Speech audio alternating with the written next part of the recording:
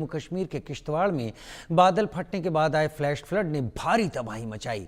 बादल फटने से 38 लोगों की अब तक मौत की खबर है। करीब 12 जवान भी लापता हैं। यह हादसा किश्तवाड़ के पड्डर सब डिवीजन में हुआ। पड्डर के चशोटी गांव में जहां लोग धार्मिक यात्रा के लिए एकत्रित हुए थे। बादल फटने की घटना के बाद इलाके में अचानक बाढ़ जैसे हालात पैदा हो गए। किश्तवाड़ की घटना में 38 की मौत, 200 के करीब लोग लापता बताए जा रहे हैं। लोग धार्मिक यात्रा के लिए यहां पर जुटे हुए थे। मौके पर टेंट लगे थे, श्रद्धालुओं के रुकने की व्यवस्था थी। तभी अचानक बादल फटने की घटना हुई और बादल फटने वाली जगह तक सड़क बह गई। बचाव दल घटनास्थल पहुंच चुके हैं।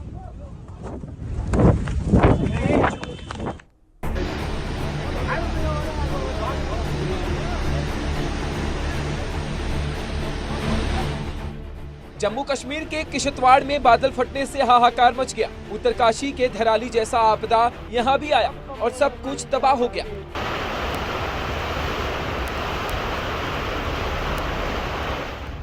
पट्टर के चिशोती गांव में मचेल माता मंदिर के पास आसमानी आफत बरसी और सब कुछ तबाह कर गई।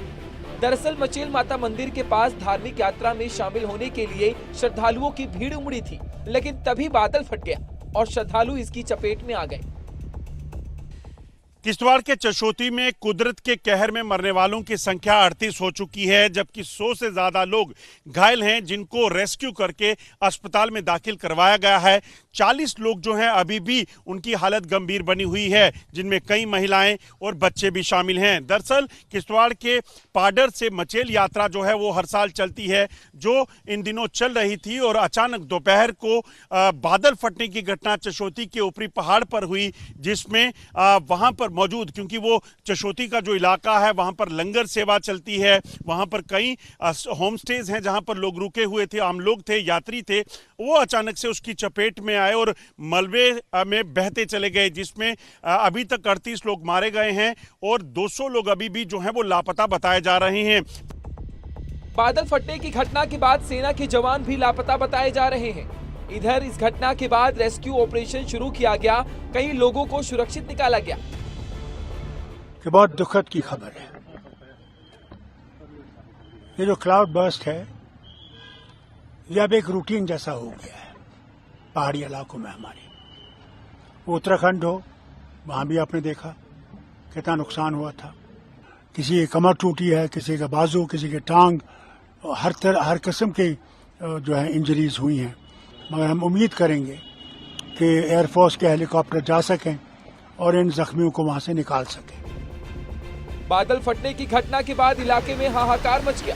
आशंका जताई जा रही है कि कई इलाकों में भारी नुकसान हुआ है। हमारे आंखों के सामने एक बहुत बड़ा क्लाउड बस्ट हुआ है, जिससे ये संभावना है कि बहुत बड़ी मात्रा में कैजुअल्टी हो सकती है। इत्तेफाक से ये ऐसा समय है साल का कि जब वहाँ मचेल यात्रा, जिसकी बहुत ज़्यादा मान्यता है उत्तर भारत में, इसका ये इन्हीं महीनों में इसी दौरान होती है। और ये जिस स्थान पर ये क्लाउड बस्ट हुआ है वहाँ से ही इस यात्रा की रवानगी भी होती है लगभग। और उसके तुरंत बाद हमने फौरन वहाँ के डिप्टी कमिश्नर शर्मा जी, उनसे बात की, लेकिन वो भी बिकॉज टेकन बाई सरप्राइज, किसी को इस तरह का था नहीं, क्योंकि इस तरह जैसे उत्तराखंड में हुआ उस तरह के यहाँ पर भी एक कभी दृश्य होगा, किसी ने उसकी कल्पना नहीं की थी। अभी पिछले महीने हिमाचल के मंडी में बादल फटने से भारी तबाही मची, कई लोगों की मौत हो गई। इसके बाद 5 अगस्त को उत्तरकाशी के धराली में सैलाब आया, जिसमें कई लोग हताहत हो गए और किश्तवाड़ में ये तबाही आई। सवाल उठता है, आखिर बादल फटता कैसे है? अचानक कैसे फट जाता है बादल? पहाड़ों में अक्सर बादल फटने की घटनाएं होती हैं, जब गर्म हवा जमीन से बादलों की ओर उठती है और बारिश की बूंदों को ऊपर ले जाती है। इससे बारिश ठीक से नहीं हो पाती और बादलों में बहुत ज्यादा नमी आ जाती है। वहीं जब ऊपर की ओर जाने वाली हवा कमजोर हो जाती है, तब बादल में जमा सारा पानी एक साथ बहुत तेजी से नीचे गिरता है और इसी घटना को बादल का फटना कहते हैं। बादल का फटना या क्लाउड बस्ट का मतलब बहुत कम समय में एक सीमित दायरे में अचानक बहुत भारी बारिश होना है। मौसम विज्ञान विभाग के मुताबिक अगर किसी एक इलाके में 20-30 वर्ग किलोमीटर दायरे में 1 घंटे में 100 किलोमीटर बारिश होती है तो उसे बादल का फटना कहा जा सकता है। जम्मू कश्मीर के किश्तवाड़ में यही हुआ। अचानक बादल फटा और सब कुछ बहा ले गया। कई जिंदगी इस सैलाब में बह गई, दब गई। Bureau report, India news. UP के नरौरा बैराज पर गंगा खतरे के निशान से अब नीचे आ गई है। बैराज पर गंगा मीडियम फ्लड स्तर पर बह रही है। गंगा के कम हो रहे बहाव से आसपास के इलाकों में थोड़ी राहत मिली है, लेकिन इससे तोतापुर, बझांगी, हकीमपुर, ताहरपुर और नगला अजमेरी समेत कई गांवों की फसलें जलभराव होने में डूब चुकी हैं। हालांकि बांध की वजह से काफ़ी राहत है। बांध के अंदर साइड में फसलें ही पानी में डूबी हैं। वहीं बाढ़ के हालात पर अधिकारियों का कहना है कि जल्दी गंगा का जलस्तर और घटने की उम्मीद है। ये तस्वीरें आप देख रहे हैं।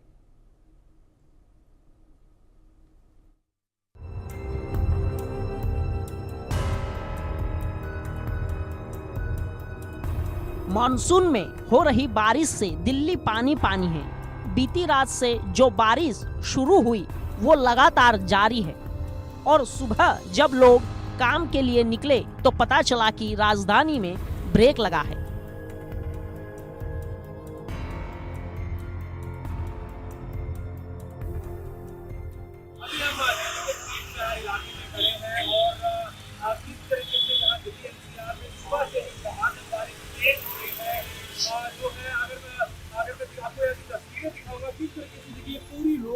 ब्लॉक है और पूरा यहाँ से जो है ट्रैफिक जैम लगा हुआ है। किस तरीके से जो है आवाजाही में यहाँ बहुत दिक्कत हो रही है। जहाँ इस समय बहुत ज्यादा समस्या है।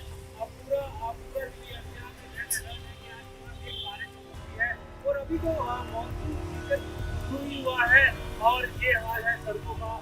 आप देख रहे होगा कि क्या सिविक अथॉरिटी जो है इसको बारिश के महीने में कदम उठाने से जल भराव सड़कों पे ना हो, क्योंकि हर साल हम देखते हैं जुलाई अगस्त के महीनों में और पूरी दिल्ली की सड़कें जो है जो अंदरूनी इलाके हैं वहाँ जहाँ जब पानी भरा रहता है तो क्या कहते रहेगा कि क्या सिविक अथॉरिटी जो है एक बार कदम लेती है।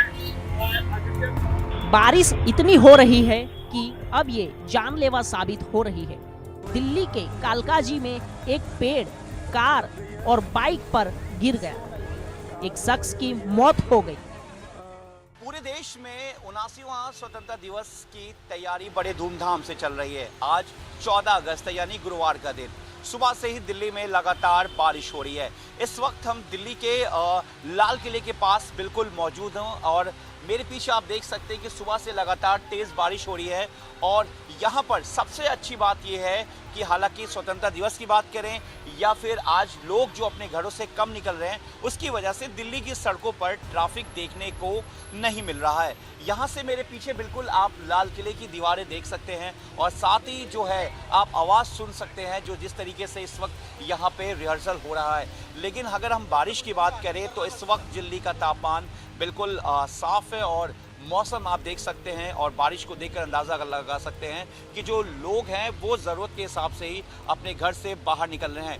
मेरे विजय अविनाश शुक्ला लगातार इस तस्वीरों को आप तक दिखा रहे हैं और देखिए दिल्ली की सड़कों पर कई जगह वाटर लॉगिंग भी देखने को मिल रही है। अगर हम ये पास की बात करें तो देखिए यहाँ पर थोड़ी सी जो है वो जल जमाव, यहाँ पे जल भराव यहाँ पे दिख रहा है और जो ट्रैफिक है वो बिल्कुल स्मूथ है यहाँ पर। और कल ये सड़कें पूरी तरीके से बंद हो जाएगी, लेकिन इस वक्त बारिश हो रही है और जो लोग हैं वो इस वक्त ज़रूरत के हिसाब से अपने घर से बाहर निकल रहे हैं। दिल्ली कोई ऐसा हिस्सा नहीं है जहाँ पानी ना भरा हो। पुरानी दिल्ली इलाकों का तो और बुरा हाल हो रखा है।